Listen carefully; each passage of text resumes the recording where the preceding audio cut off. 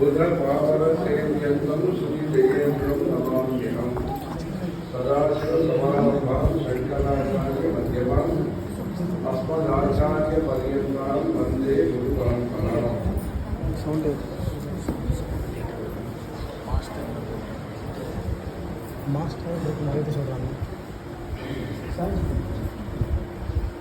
இப்போ திருவாரக்காவல்லேருந்து நாங்கள் வந்துருக்கோம்.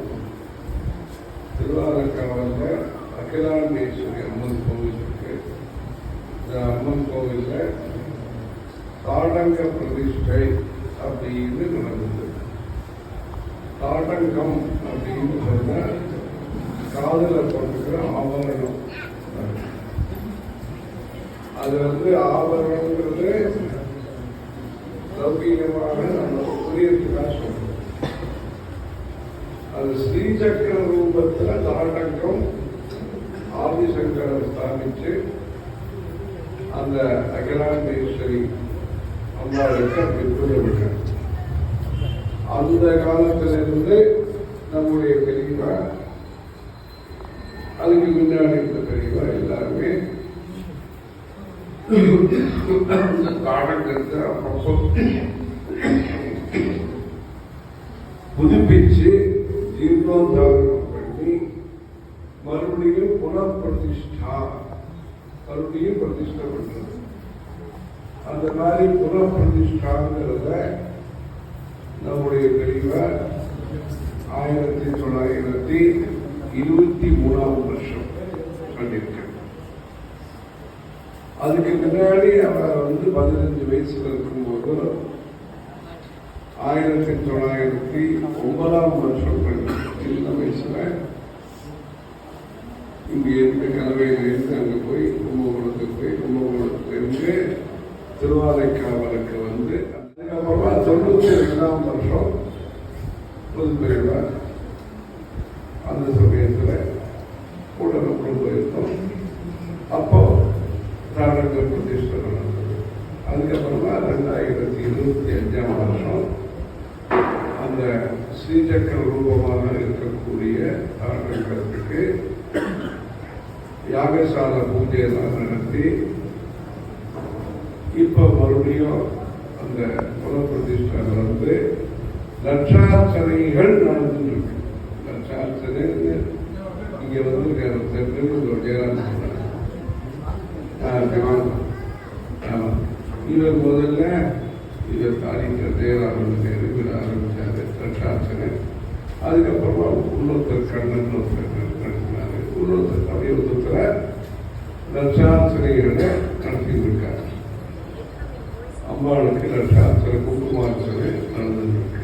அகிலாண்டேஸ்வரி அம்பாளுக்கு இப்படி அந்த தாடங்க பிரதிஷ்டைக்காக அங்க போயிட்டு இருந்தோம். அங்க போன இடத்துல நிறைய பாராயணங்கள் நடந்தது. ஸ்ரீவித்யா அம்பாள் சம்பந்தமான பாராயணங்கள், தேவி பாகவதம், தந்தோபாக்கியானம், அந்த மாதிரி அம்பாளுடைய அந்த மகாத்மியம் என்னென்ன இருக்கோ அதுக்கு விழுந்த மாதிரி நிறைய பேர் பாராயணம் உபன்யாசங்கள் எல்லாம். மகாசிவராத்திரி பூஜை நடந்தது. பஞ்சபூத ஸ்தலங்கள்ல ஒன்று அந்த ஜம்புகேஸ்வரம் அங்க மடம் இருக்கு, அங்க நடந்தது. இப்படி அதெல்லாம் கணவன் பெரியவாருடைய ஆராதனை. இங்க மேல படம்லாம் பார்க்கிறோம். அங்க பெரியவாரு மேல படம்லாம் இருக்கு. அது பெரியவாருடைய குரு இருக்கார், அவருடைய குரு இருக்கார் சந்திரசேகர் என்று சரஸ்வதி சுவாமிகள். அவர் பேர் தான் நம்முடைய பெரியவாருக்கு பேர். அவர் தான் இங்க ரெட்டிவரம் பக்கத்துல மயிலம்ங்கிற ஊர்ல 1904ஆம் வருஷம் கார்த்திகை மாசம் பண்ணார். அங்க அந்த சமயத்துல நம்முடைய பெரியவர்கள் திண்டிவனத்தில் இருந்து பாத யாத்திரையாக நடந்து போய் அவரை தரிசனம் பண்ணிருக்க. அதாவது இவர் சின்ன வயசுலயே அந்த குருவை இவர் தரிசனம் பண்ணிருக்கார். குரு பக்தி இவருக்கு. அதுக்கப்புறமா இவர் ஜெகத்குருவாக நமக்கெல்லாம் ஜெகத்குருவா இருக்க. அப்படி அந்த குருவை தரிசனம் அவர் பண்ணிருக்கார் 1904ஆம் வருஷம். அந்த 4ஆம் வருஷம் அவர் தரிசனம் பண்ணும் போதே அவருடைய மனசுல இவர் வந்துட்டார். அந்த சின்ன வயசு 10 வயசு 1894 வருஷம் அவர் பிறந்தது. விழுப்புரம் தமிழ்நாட்டில் இருக்கு.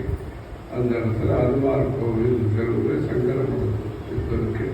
இந்த இடத்துல அவர் பிறந்து இப்படி உலகம் முழுக்கவும் பிரசித்தமாக இருக்கக்கூடிய குருவாக அவ்வளோ பெருமையான இடத்துல நீங்கள் இன்னைக்கு வந்திருக்கு. அந்த அளவுக்கு இந்த விழுப்புரத்துக்கு பெருமை இருக்கு. அப்படி அவருடைய ஆராதனை நடந்தது. குரு மகாதேவேந்திர சரஸ்வதி சுவாமிகள் அவர் யாருன்னா அவர் பெரியவாருடைய பூர்வாசிரமத்தில் பெரியம்மாவுடைய பிள்ளை. அவர் அந்த சுவாமிகள்கிட்ட சந்திரசேகரேந்திர சரஸ்வதி சுவாமிகள் அவர்கிட்ட சுசுரூஷெல்லாம் பண்ணிட்டு இருந்தார். வேதம்லாம் படித்து சுசுரூஷெல்லாம் பண்ணிட்டு இருந்தார். அந்த 2 பெரியவர்களுடைய ஆராதனை விழா திருவானைக்காவலில் நடந்தது. மகாசிவராத்திரி விழா நடந்தது. அங்கேயே பக்கத்தில் 2-3 கோவில்லாம் போயிட்டு வந்தோம். நாகப்பட்டினத்தில் நீலாயுதாட்சி அம்மன் கோவில் கும்பாபிஷேகம் நடந்தது. தஞ்சாவூர் பக்கத்தில் பொன்னை நல்லூர் மாரியம்மன் கோவில், அங்கே தஞ்சாவூர் ராஜா போஸ்லேன்னு இருக்க அவருடைய பொறுப்பில் அரண்மனை தேவஸ்தான கோவில்கள் இருக்கு. 88 கோவில்கள் இருக்கு. அதெல்லாம் தர்மகர்த்தாவாக இருந்து அவர் பொது சேவை பண்ணிட்டு இருக்கார். அதுபோக அவருடைய சொந்த பொறுப்பில் 12 கோவில்கள் இருக்கு. இப்படி 300 கோவில்களுக்கு தர்மகர்த்தாவாக அந்த மாரியம்மன் கோவில் கும்பாபிஷேகம் நடந்தது. அங்கேயும் போய் தரிசனம் பண்ணிருந்தோம். அதுக்கப்புறம் திருவையாறுன்னு தியாகராஜ சுவாமிகள் பாட்டெல்லாம் பாடுறாங்க, சங்கீதம். அந்த அவருடைய ஊர். அங்கே ஐயாரப்பன் கோவில், அங்கே பஞ்சாபகேசன் அப்படின்ட்டு சுவாமி. நம்ம அந்த காலத்துல எல்லாம் சுவாமி பேர் வைக்கிறது வழக்கம். சுவாமி பேர், அம்பாள் பேர் எல்லாம். இப்போ எல்லாம் பம்பாய், டெல்லி, அமெரிக்கான்னு கொடுக்குறாங்க. அந்த சுவாமி பேரெல்லாம் மறுபடியும் ஞாபகப்படுத்தி புஸ்தகம் போடணும்னு சொல்லியிருக்கோம். அந்த புஸ்தகம்லாம் போட்டால் திருவண்ணாமலை சேர்ந்தவங்கள்லாம் அந்த காலத்தில் அபிதம் சாம்பாள், அபிதம், உண்ணாமுலை, அருணாச்சலேஸ்வரர், மார்க்கபந்து, மார்க்க சகாயம், இந்த மாதிரி சுவாமி பேரெல்லாம் வச்சுக்கிறது. பஞ்சாபகேசன், மங்களாம்பிகை, இந்த மாதிரி இந்த சாஸ்திரநாமம், நிறைய பேர் இந்த மாதிரி சுவாமி சம்பந்தமாக பேர் வச்சுக்கிறது. அம்பாள் சம்பந்தமாக பேர் வச்சுக்கிறது. அதெல்லாம் ஒரு புஸ்தகம் போடுறோம். யாரோ வழக்கத்துக்கு யாராவது புஸ்தகம் போட்டிருக்காங்க. அந்த புஸ்தகம்லாம் பார்த்து நம்ம புது புது பேராக வைக்கிறாங்க. அது சமயத்தில் நம்ம அது எந்த பாஷைன்னு நம்ம பார்த்து தெரிஞ்சுக்க முடியாது இருக்கு. அது ஒரு புதுசாக அர்த்தம்லாம் சொல்கிறாங்க. அவங்க சொல்கிற அர்த்தம் தான் நம்ம அர்த்தமாக எடுத்துக்கிறதுக்கு பழக்கம் இல்லை. அது இல்லை. அதனால நம்ம ஊர் ஜனங்களுக்கு அந்த நிறைய சுவாமி கோவில்களுடைய பேரெல்லாம் வச்சு நாமக்கரணம்னு புஸ்தகம் எழுத சொல்லியிருக்கோம். அது இதுதான் குழந்தைகள்லாம் பேர் வைக்கிறதுக்கு சௌரியமாக இருக்கு. அது மாதிரி இருக்கு. அந்த திருவையாறு கோவில் போய் தரிசனம் பண்ணிட்டு வந்தோம். ஐயாரப்பன் கோவில். அங்கே ஐயாரப்பன் கோவில் பெரிய கோயிலாக இருக்கு. கும்பாபிஷேகம் பண்ணியிருக்காங்க. தர்மபுர ஆதீனத்தினுடைய கோவில். அந்த கோவில் தான் போயிட்டு வந்தோம். தர்ம சம்பத்தின் அறம் வளர்த்த நாயகி அப்படின்னு அம்மன் பேரு. அங்கேயும் போயிட்டு இருந்தோம். அங்கெல்லாம் போயிட்டு அங்கேருந்து இப்போ கும்பமேளா நடந்து முடிஞ்சிருக்குன்னு உங்களுக்கு தெரியும். அங்கேருந்து ஒரு சந்தர்ப்பம் கிடைச்சது, வாய்ப்பு கிடைச்சது. அதனால அங்கேருந்து அங்கே போயிட்டு வர முடிஞ்சது. பிரயாகராஜ் போயிட்டு வர முடிஞ்சது. ஒரே கூட்டம். அங்கே கங்கை, யமுனை, சரஸ்வதி சங்கமம். அங்கே நம்முடைய மடத்தின் மூலமாக மிக பிரம்மாண்டமான, அழகான, கம்பீரமான ஒரு கோவில் கட்டியிருக்காங்க. அந்த கோவில் தான் இந்த மெயின் அட்ராக்ஷன். அந்த கூட்டத்தில் கோடிக்கணக்கான மக்கள் வந்த இடத்துல அந்த கோவில் நம்முடைய காஞ்சி பெரியவர்கள், இந்த ஊரில் சொல்றாருன்னா இந்த ஊர்லேருந்து போன்ற பெரியவர்கள் அங்கே அவங்க பிளான் பண்ணி இந்த விழுப்புரம் எவ்வளோ கங்கை அந்த கோவிலில் கோபுரம் மேலே கட்டி இந்த கங்கை யமுனை சரஸ்வதி சங்கமத்தில் குளிக்கிறவங்க மேலே அப்படி பார்த்தா கோபுரம் தெரியும் அப்படின்னு அவர் பிளான் பண்ணி கோபுர தரிசனம் கோட்டி புண்ணியம் என்பதற்காக கோவில் கட்டி வச்சு அந்த அழகான ஒரு சகஸ்திர லிங்கம், ஒரே லிங்கத்தில் 1000 லிங்கம் இருக்கு. அது தேனம்பாக்கம்னு ஒரு ஊர் காஞ்சிபுரம் பக்கத்தில் சிவாஸ்தானம் பேர். அந்த ஊர்ல நம்முடைய காஞ்சி பெரியவர்கள் அங்கே இருந்த பொழுது வேத பாராயணம் சொல்ல அந்த சிற்பி அந்த சிவலிங்கத்தை படிக்கணும். அந்த மாதிரி அப்படி ஒரு கட்டுப்பாடு வச்சு அப்படி தயாரான லிங்கம் ஒரே லிங்கத்துல 1000 சின்ன சின்ன சிவலிங்கம் இருக்கு. அதை தயார் பண்ணி மகாராஷ்டிரா மாநிலத்துக்கு அமைச்சு சாதாரான்னு ஒரு ஊர், அந்த ஊர்ல பாலாபிஷேகம் அவரே பெரியவரை பண்ணார். நம்முடைய புது பெரியவர் அவரும் கூட இல்லை அந்த ஊர்ல. ஆமா, அதெல்லாம் அந்த நாளில் பக்கத்துலேருந்து பார்க்கக்கூடிய வாய்ப்பு கிடைச்சது. அதெல்லாம் பார்த்தோம். அங்கே அந்த சாதாரண அந்த மூங்கில் குடுவை அதில் பாலாபிஷேகம் பண்ணி பெரியவர் பாலாபிஷேகம் பண்ணி அந்த சிவலிங்கம் இந்த அலகாபாத் பிரயாகராஜுக்கு அனுப்பப்பட்டு நம்முடைய புது பெரியவர்கள் ஜெயேந்திர சரஸ்வதி சுவாமி அவர்கள் பிரதிஷ்டை செய்தார்கள். அப்படிப்பட்ட ஒரு லிங்கம் அங்க பிரயாகராஜ், காமாட்சி அம்மன், வெங்கடேஸ்வர சுவாமி, சஹஸ்ரலிங்கம், அதுக்கு மேல கோபுரம். அப்படி ஒரு அழகான கோவில் இங்கிருந்து கல்பனை பண்ணி இங்கிருந்து சௌரியங்கள்லாம் இங்கிருந்து ஏற்பாடு பண்ணி அந்த கோவில் கட்டி அத்தனை பேரும் இந்த கும்பமேளாவுக்கு வந்தவங்கன்னா எங்கேயாவது சாமி கும்பிடணும்னா கோபுரத்தை பார்க்கக்கூடிய வாய்ப்பு அந்த கோவில். பக்கத்தில் ஒரு அனுமார் கோவில் இருக்கு, படா ஹனுமான்ஜி அந்த கோவில் இருக்கு. அப்படி அந்த அழகான கோவில் இருக்காங்க. அதுவும் விசேஷமாக இந்த மகா கும்பமேளா அதுக்காக மடத்தின் மூலமாக 45 நாளும் பூஜை ஹோமங்கள், அந்த விசேஷ நாட்களில் விசேஷமான முறையில் அன்னதானங்கள் இதெல்லாம் பண்ணி போகி எண்ணிக்கை ஆரம்பித்து மகா சிவராத்திரி முடிகிற வரைக்கும் அந்த தர்ம காரியங்கள்லாம் இங்கேருந்து முதல்ல வடநாட்டுக்காரர்கள்லாம் முதல்ல பண்ணாங்க. கொஞ்சம் குடும்பம் குறைஞ்சப்போ நம்ம ஊருக்காரர்கள்லாம் போய் பண்ணி எல்லாரும் சேர்ந்து என்னாளுடைய சிவனையை போற்றி எந்நாட்டவர்க்கும் இறைவா போற்றி என்கிற விதத்தில் மகா கும்பமேளாவில் நம்முடைய தமிழ்நாட்டு சார்பாக காமாட்சி அம்மன் விக்கிரகம் வச்சிருக்க இவ்வளவு ஹோமங்கள் விசேஷமாக நடந்தது. அதனால் அதெல்லாம் ஒரு நாளைக்கு போய் அங்கே கலந்துட்டு அங்கே கங்கா பூஜை அதெல்லாம் விசேஷமாக நடந்தது.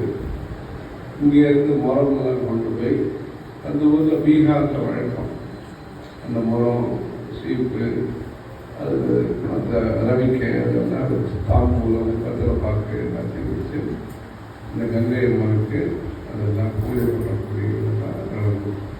ஆனால் நம்முடைய தேசத்தில் நம்முடைய பாரம்பரியத்தையும் நாம் மறக்காமல் இருக்கணும். அதனால நம்ம கோவில், நம்மளுடைய தெய்வம், நம்மளுடைய குரு, நம்மளுடைய கஷேத்திரங்கள் இதெல்லாம் நல்லா கவனித்து பண்ணணும். இப்படிப்பட்ட இந்த உணர்வை உலகம் முழுவதும் பரப்பிய பெருமை அந்த விழுப்புரத்துக்கு இருக்கு. 2 விதத்திலையும் இருக்கு. இவர் பெரியவர் பிறந்த ஊர் ஒன்றும், நம்முடைய புது பெரியவர்கள் படித்த ஊர் இருக்கு, பீமநாயக்கர் கோவில் இந்த பக்கத்தில். அப்படியாக இந்த விழுப்புரத்திற்கு 2 பெரியவர்களுடைய தொடர்பு இருக்கு. அது மாத்திரல்ல, இந்த சங்கரமடத்திற்கு இவர் வரப்போறாரு அப்படிங்கிற செய்தியும் இந்த விழுப்புரத்தில் இருந்தால் நம்முடைய புது பெரியவர்கள் இந்த பொதுமக்களுக்கு என்ன சொல்லியிருக்காங்க.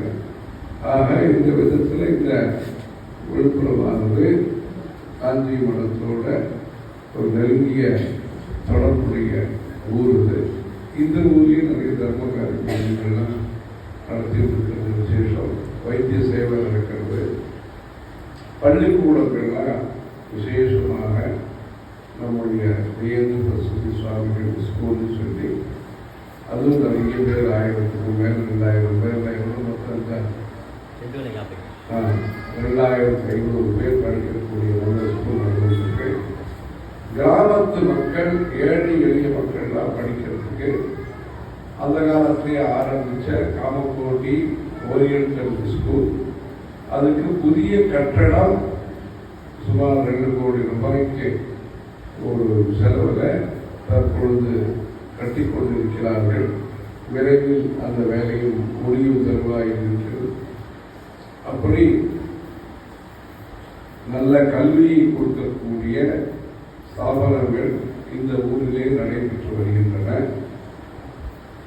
வேத பாடசாலை மறுபடியும் இறைவனுடைய அருள் நன்றாக கிடைத்து தற்பொழுது 9 வித்தியார்த்திகளோட இந்த வேத பாடசாலை வாத்தியாவதிலிருந்து நல்ல முறையில் வேத பாடசாலை வளர்ந்து வருது.